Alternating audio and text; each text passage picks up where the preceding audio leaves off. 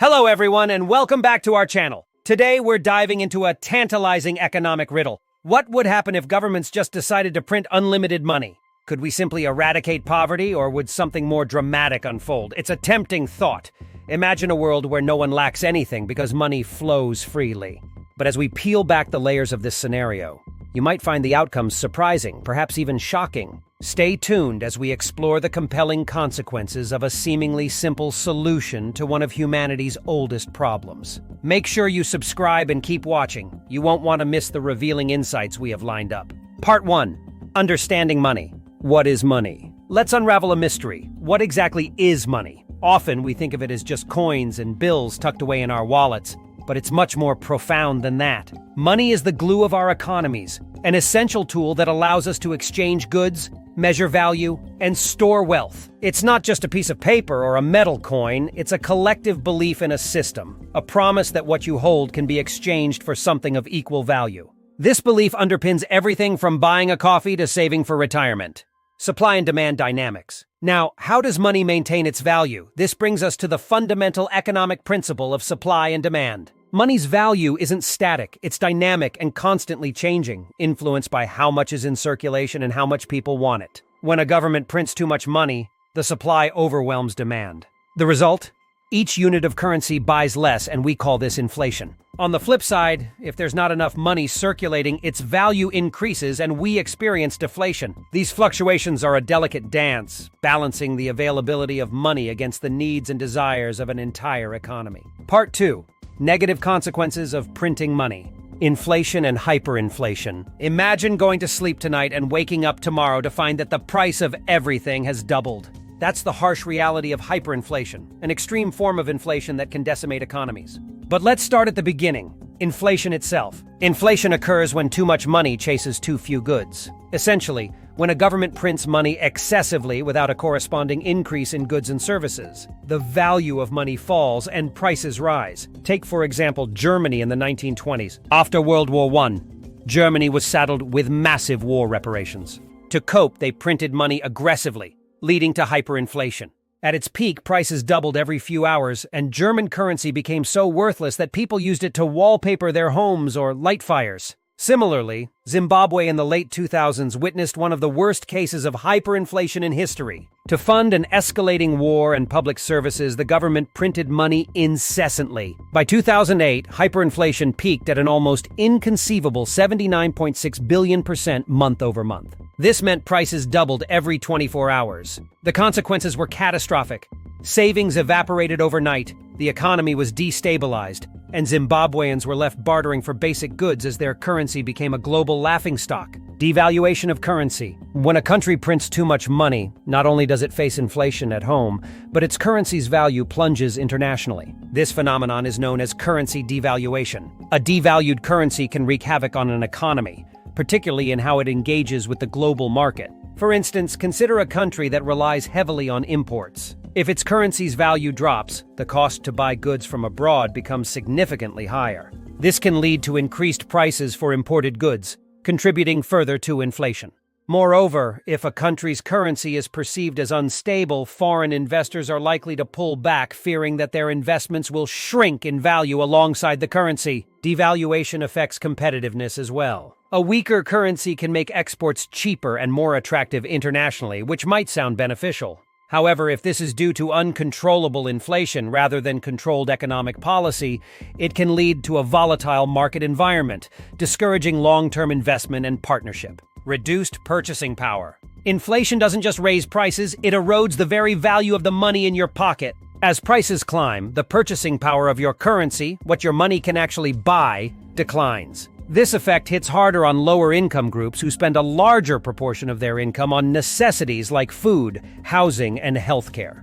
When inflation rises, their money buys less, squeezing their ability to cover basic needs. For instance, if inflation leads to a 10% increase in food prices, individuals with limited financial flexibility find their grocery bills eating up more of their budget, forcing tough choices between essential expenses. This not only impacts their quality of life, but also increases economic disparity, as those with more resources can better absorb price hikes. Economic instability. Inflation's ripple effects extend beyond the checkout line, seeding broader economic instability. When inflation is high and unpredictable, it injects uncertainty into the economy, deterring both personal and corporate investment. For individuals, the fluctuating costs can dissuade saving, as the future value of their money becomes uncertain. Why save if your money will lose value? For businesses, the unpredictability complicates planning and expansion. Investing in new equipment or hiring becomes riskier if future costs are unknown. This hesitation can stagnate economic growth, leading to cycles of job freezes or cuts, which in turn reduce overall economic activity. In severe cases, this can lead to a feedback loop, where reduced investment and spending further weaken the economy, potentially spiraling into a recession. Loss of confidence. Inflation can significantly erode confidence in a currency, both domestically and internationally. As the value of money deteriorates, citizens and investors alike start doubting the currency's ability to hold value, leading to a preference for more stable foreign currencies or commodities like gold. This lack of confidence can trigger capital flight, where investors move their assets out of the country in search of safer returns elsewhere, exacerbating the currency's decline. Internationally, a weak currency reduces its appeal as a vehicle for trade or investment, impacting a country's ability to engage in global markets. The culmination of these factors not only deepens economic woes, but also makes recovery more challenging, as restoring trust in a currency can be a prolonged process once it has been compromised.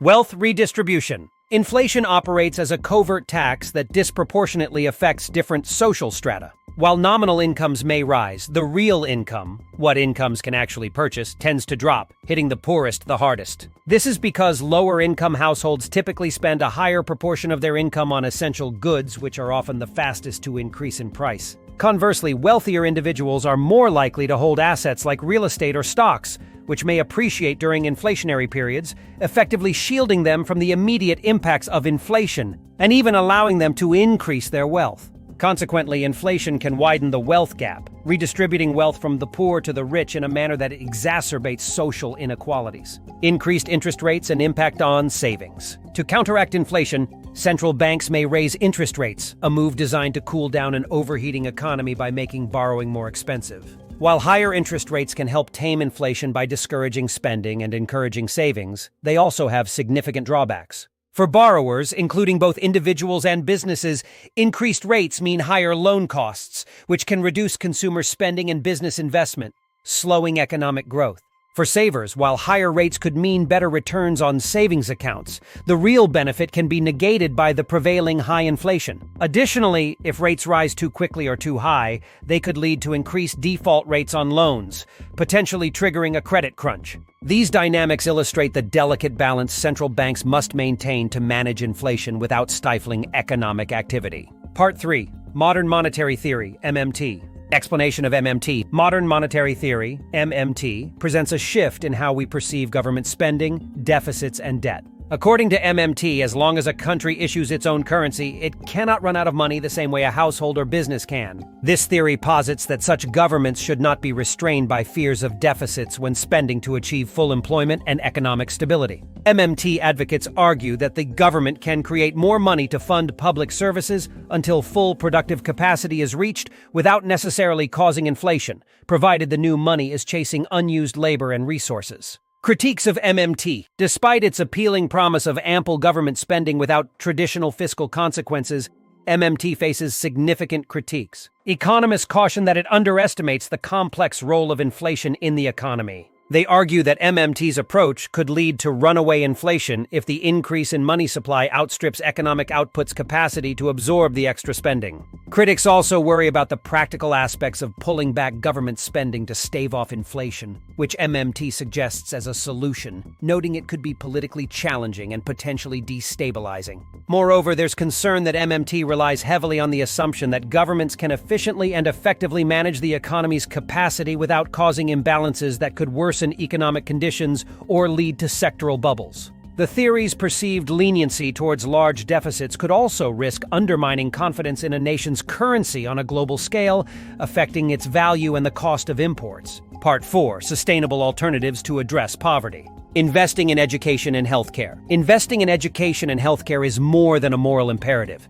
It's a strategic economic decision. Education equips individuals with skills and knowledge, enhancing their employability and potential for innovation, which in turn drives economic growth. Similarly, robust healthcare systems ensure that the workforce is healthy, reducing absenteeism and increasing productivity. Together, these sectors create a foundation for long-term economic stability and growth. When people are educated and healthy, they can contribute more effectively to their economy, innovate, and create businesses that elevate entire communities. Moreover, these investments help break the cycle of poverty as healthy, educated individuals are better equipped to improve their socioeconomic status. Economic diversification and infrastructure development. Economic diversification is crucial for reducing a country's vulnerability to economic shocks. By expanding into various industries, a nation can protect itself from global price fluctuations and market downturns, which often hit single commodity economies the hardest. Infrastructure development plays a complementary role by enhancing the efficiency of businesses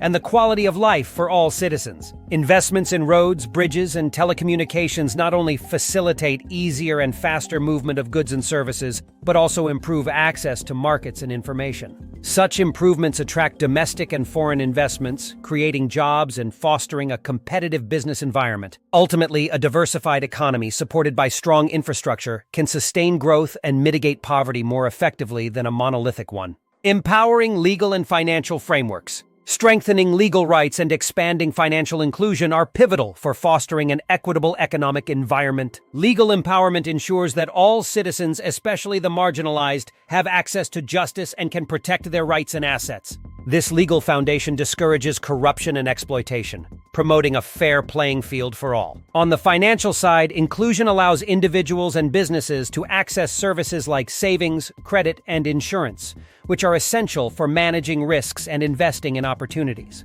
For instance, microfinance has shown significant potential in lifting people out of poverty by providing them with the means to start small businesses, fund education, or cope with emergencies. Together, robust legal and financial frameworks empower individuals to participate more fully in the economy and secure their own economic advancement. Today, we tackled the complex topic of monetary policy's role in combating poverty, discussing the downsides of simply printing money and highlighting more sustainable strategies like education, economic diversification, and legal empowerment.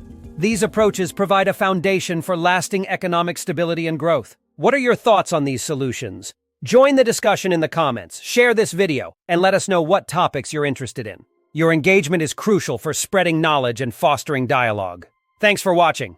If you found this video insightful, please like, subscribe, and hit the notification bell for more content. Stay curious and informed. We look forward to bringing you more deep dives into important issues.